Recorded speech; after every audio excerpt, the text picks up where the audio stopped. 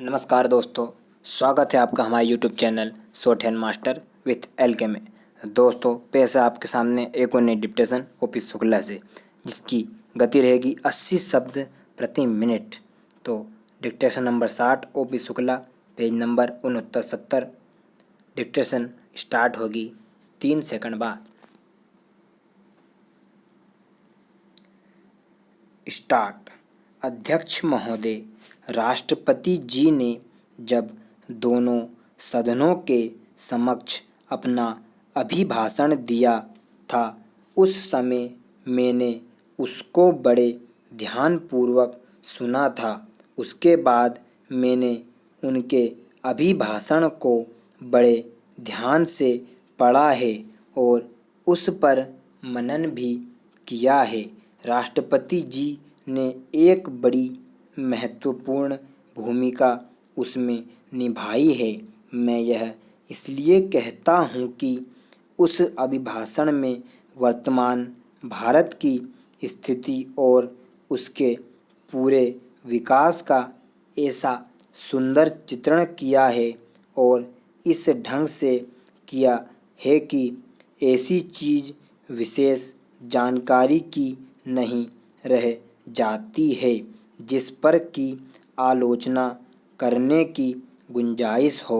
मैं यह जानता हूँ कि बहुत सी बातें विरोधी सदस्यों ने कही है जिनका वे इस सदन में विवरण देंगे और उन पर विवाद करेंगे, लेकिन एक बात उनको याद रखनी चाहिए और वह यह है कि जिस समय से हम गुजर रहे हैं वह एक निर्माण का समय है।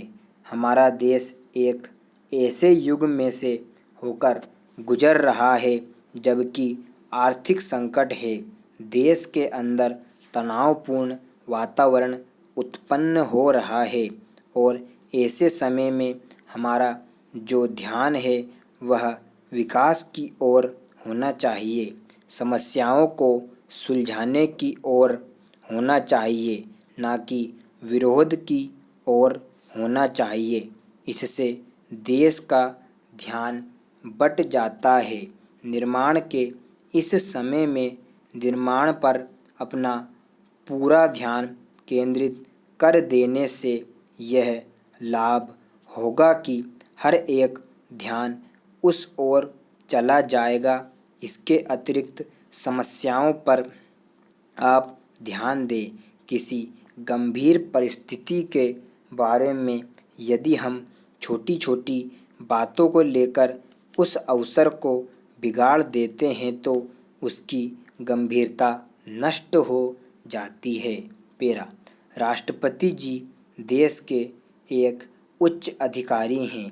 उन्होंने जो अभिभाषण दिया है उसमें बड़ी बड़ी बातों का ही जिक्र किया है।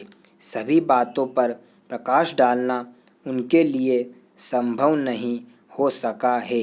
इसका एक कारण यह भी है कि बजट आदि प्रस्तुत होने वाले हैं और माननीय सदस्यों को बहुत से ऐसे अवसर मिलेंगे जिनको पाकर कि वे सब बातों पर अपना विरोध प्रकट कर सके।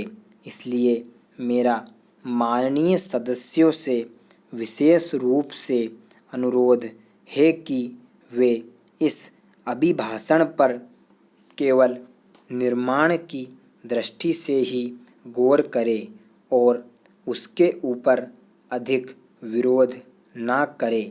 आशा है कि ऐसा करने से सबका हित हो सकता है।